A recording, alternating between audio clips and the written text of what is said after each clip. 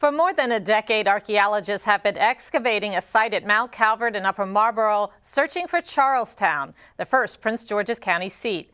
In this exclusive report, I tell you about some exciting discoveries recently unearthed that could rewrite local history. We found this door staple, which is unusual. It's about this big, maybe 6 inches long. And then it was resting right on top of a pewter plate, which is unusual in the fact that pewter, you usually don't find pewter in the ground because it deteriorates really fast. Mike Lucas is describing a recent discovery made at the historic Mount Calvert house that sits on a 76-acre park. The archaeologist says the items were found in the doorway of a long-ago building, most likely buried for protection as part of a West African tradition. One of the claims of fame for the site is that it was the first county seat of Prince George's County. There was a little town here called Charlestown. And it was a town from about 1684 till 1721 when the court moved from here to Upper Marlboro, where it is today. So our project that we're working on, and we've been working on for several years, is trying to find buildings that are related to this Charlestown period.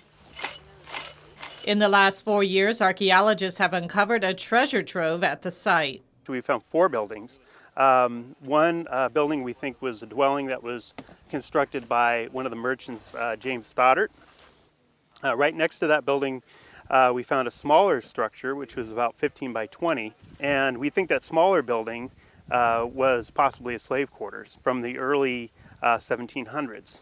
Archaeologists say these tiny cowrie shells represent a much larger story of what life was like here in Prince George's County 300 years ago.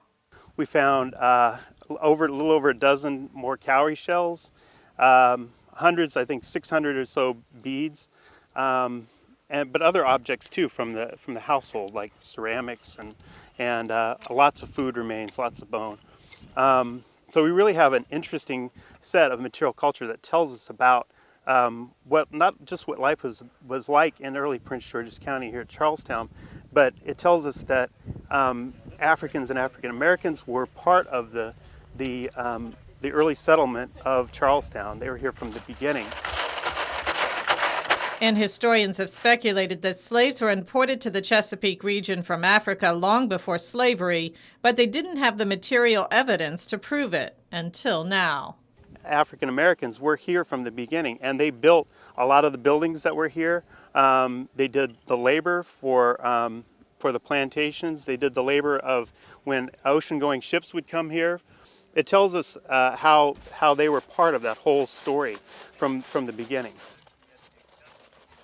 And the Mount Calvert House and Museum are closed to the public at this time. Both sustained extensive structural damage as a result of last year's earthquake, but the grounds remain open and regularly scheduled Saturday excavations will continue. And joining us now to discuss the significance of the discoveries at Charlestown is Don Creveling. That's right. He is director of the archaeology program at the Park and Planning Commission, and it's such a pleasure to have you here. Now, you've been going to the site, I guess, since the late 90s. Is that correct? Since 1996, which was the tricentennial of Prince George's County. Now, what have you been seeing since then? What have you been searching for? Well, we've truly found a confluence of 3 cultures at Charlestown, because we have about 8,000 to 10,000 years of American Indian history there that we've recovered through archaeology. We have the first town in Prince George's County, which was Prince George's County's first county seat in 1696.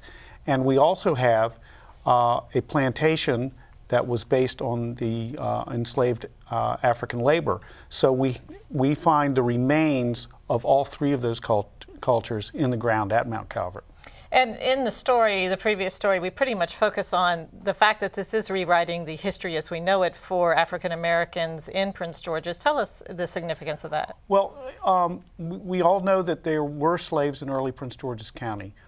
We did not know that they were living in very close proximity with the English colonists that were there. One of the buildings that recovered recently has almost an addition to it, where we found a trash pit that had the remains of lots of domestic artifacts, but included cowrie shells, which are from the Indian Ocean, which were used in the transatlantic slave trade, We have lots of glass beads that were used with trade with Indians.